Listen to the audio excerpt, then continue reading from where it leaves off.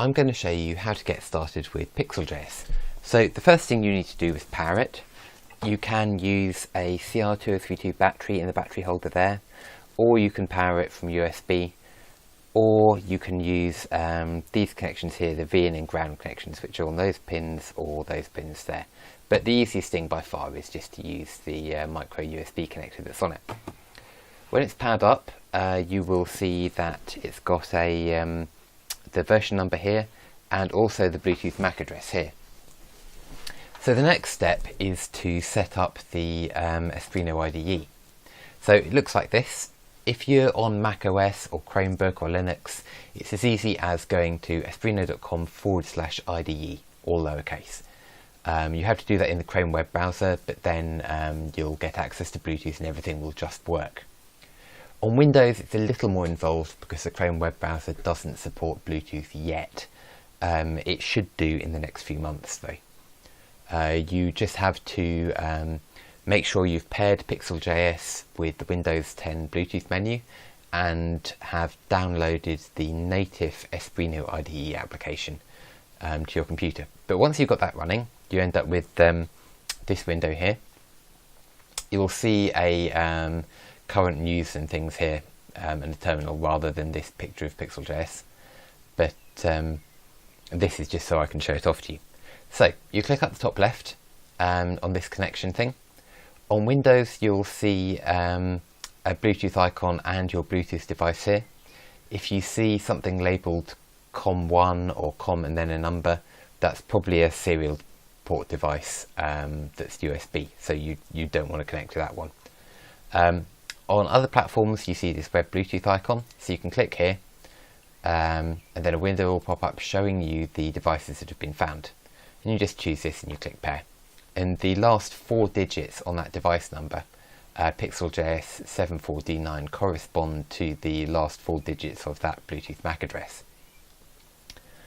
So now we have a terminal on the left hand side here.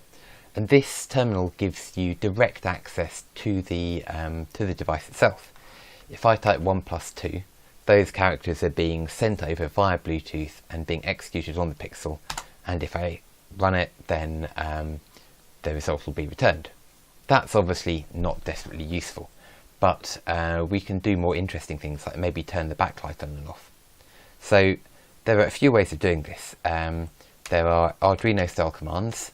And you can use tab complete here, so you just hit tab and then it will fill in any common characters and then we'll give you suggestions.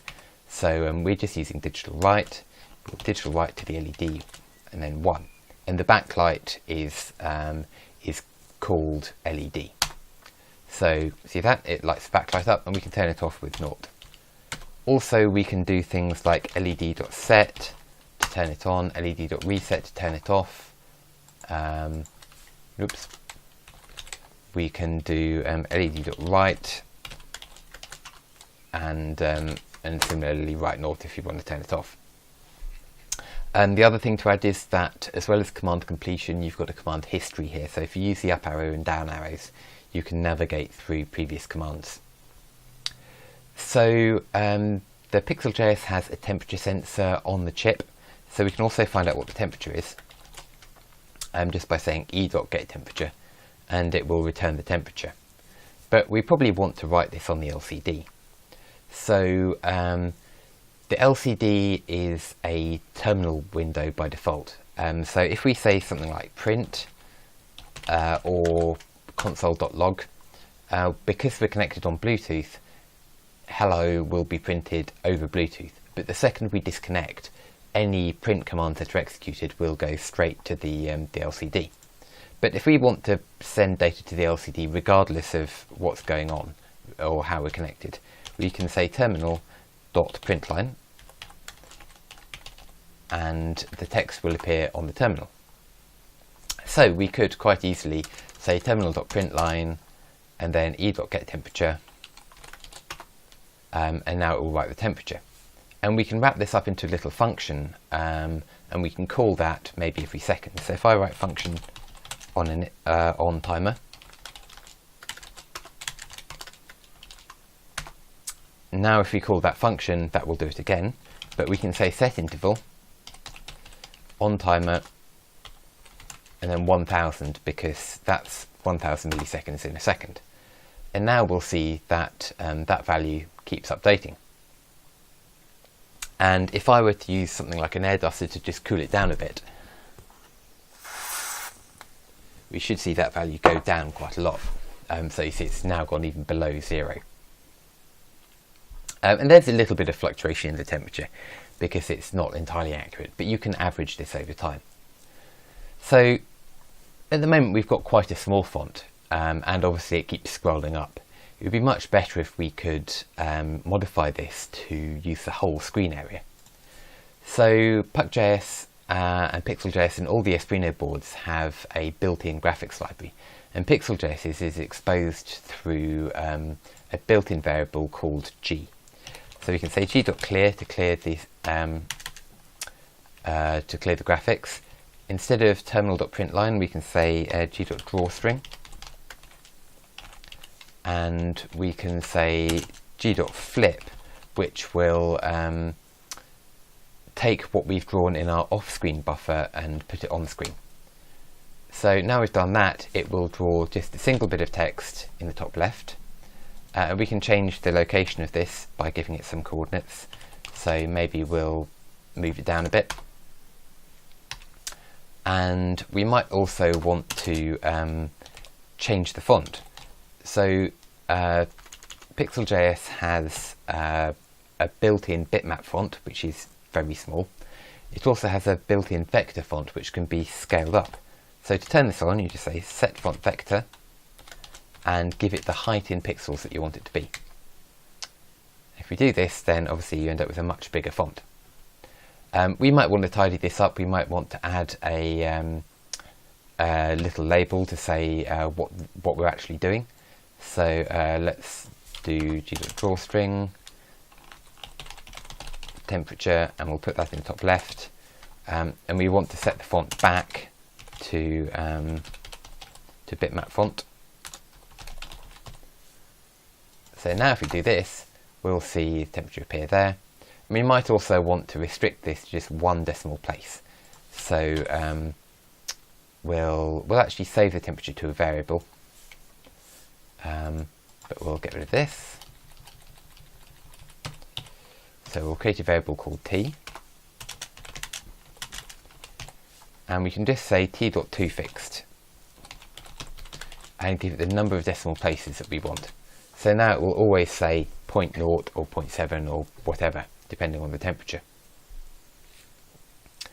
So this is good. We have a little temperature sensor that we've made that will just sit there and tell us the temperature. It would be nice though if we could have some kind of alarm when maybe when the temperature got too low. So we're going to attach something to this just so we can see. So I'm going to use this this white LED. So white and blue LEDs and to a certain extent green LEDs as well are quite handy, because on these 3.3 volt microcontrollers you can very safely just plug them straight into the I/O pins. So the long pin on here is positive, the short one is negative. If you put it round the wrong way, nothing will happen at all. It won't blow up or anything, it just won't light up. The Pixels got several different I/O pins. You've got the A pins here, which can be analog inputs, or you've got the digital pins here, D0 to D13, which are kind of digital inputs and outputs only. But analog can be digital as well, and just so that we can get this on the bottom of the screen, I'm going to poke them in here. So actually we'll just go between A0 and ground, which is in here, and I'll just bend that round so that we can see it. So this is actually going to be quite difficult because it's already quite whited out on the screen. But if I say digital right, and instead where we used LED, I'll just say A0, and we make that 1.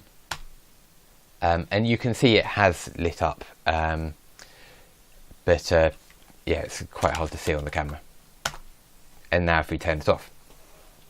So in fact, if we want to make this do something, maybe we want it to light up when the temperature goes below 17. So we can go back up and we can change on timer, and so we'll just say right at the end here, maybe if temperature is less than 17, then we turn that on, else we'll turn it off. And it's that easy. So now if I hit this with the air duster again, you should be able to see that the LED's lit up,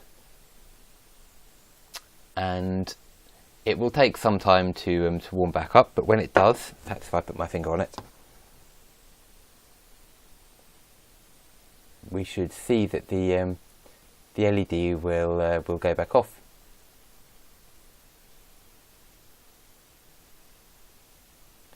Okay, this may take a while, but you'll have to believe me on that.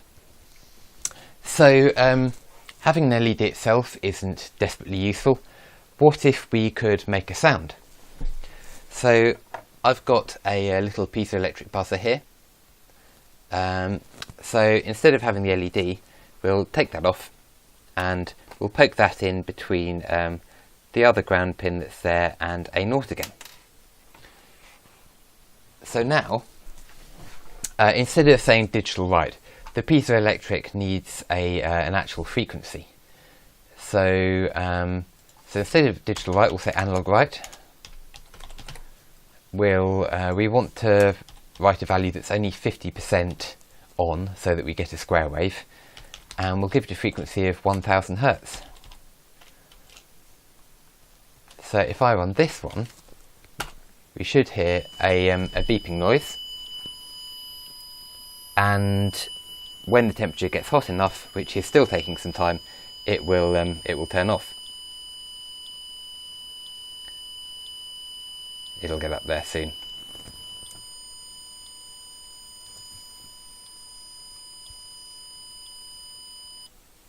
And there you go, it's off. And again, if I cooled it back down, it would go back on. And we could change this so that we can maybe vary between frequencies to come up with more of an alarm. The other thing we can do is we can attach external hardware to the Pixl board. So if I take this buzzer off, we can use something like this, which is a relay board. You've got two relays, which are basically two electrically operated switches. So they will either short between there and there, common and normally closed, or when they're on, they'll be shorted between common and this one, which is normally open, and the same for this board here. So to connect this up, these are normally meant for 5 volts, and this is a 3.3 volt microcontroller. So you see there's like a little jumper here, which is a little bit of plastic with some contacts in between, that shorts the JD VCC, which is the power needed for the relay, which is a 5 volt relay, to normal VCC, which is the power needed for these little opto-isolators, which help to drive it. So you just basically need to take this off or put it to the side. So what we'll do is we take some wires, and these are called DuPont wires, they'll just push straight on. We connect one, which is in this case orange, to the relay power. We have another wire here which is connected to VCC, which is the power for the opto-isolators. Brown is ground, and then yellow and green are for the 2 relays. So what we'll do is we'll just wire this up. So brown went to ground. We want the relay power to go to V in, because that's our 5 volts from USB. And we're going to attach the 2 relay controls to A0 and A1 again. And we're going to attach the power for the opto-isolator to 3.3 volts, which is either this one or this one. So now we have the board and the relay set up, and hopefully you can see there's a kind of dimly lit LED there showing that this relay is on. So now we can turn this on and off with A1 and A0 again. So if I do digital write A1 for instance, because at the moment we're fiddling with A0, and the values for this are inverted. So when I say 0 it will turn it on, and when I say 1 it will turn it off. So we can quite happily go up to where we had this. Again, we were using analog write, but we want to go back to digital. And we actually just want to turn this one off when it reaches temperature that's too low, because that by turning it to 0 that will actually turn the relay on. And we'll do this one, and we'll put another one in here, which will turn the second relay on, and we'll turn that on maybe if the temperature gets too high. So now we've got this solution where we could have maybe a fan attached to the second relay, which is connected to A1, and that fan will turn on when the voltage gets, so when the temperature gets too high, and you've got another one which could be connected to a heater which will turn on when the temperature gets too low. So again, if I cool this down, you'll be able to see that relay will go on, which is the heater relay. And this is a really nice, easy way to wire things up, because now you can take any circuit that you had before, literally just cut a wire and then stick it in here, and this will act just like a switch and will turn it on and off. So now you've got this nice system with whoops, we seem to have lost video feed. So now we've got this nice system with a big temperature display and the ability to control other devices from it. The problem is that all of this is stored in RAM at the moment. If we just unplug the power, then this will go back to the initial power on state without showing any of this. So if we just want to save this, all we have to do is type save on the left hand side, and that's it. The board will restart and we'll go back to normal. So if I unplug this from power and then plug it back in, we'll see that it automatically starts up, and that's it. That's basically everything you need in just a few minutes. You don't have to develop things all on this side, with this sort of iteration. You can use this side, which is like a totally normal syntax highlighted editor. So, for instance, we can take the code out of here and stick it in here. And about the only other thing we really needed from that is the set interval. So often it's much easier to develop in here, and then you can just click this button to send it over to Espruino.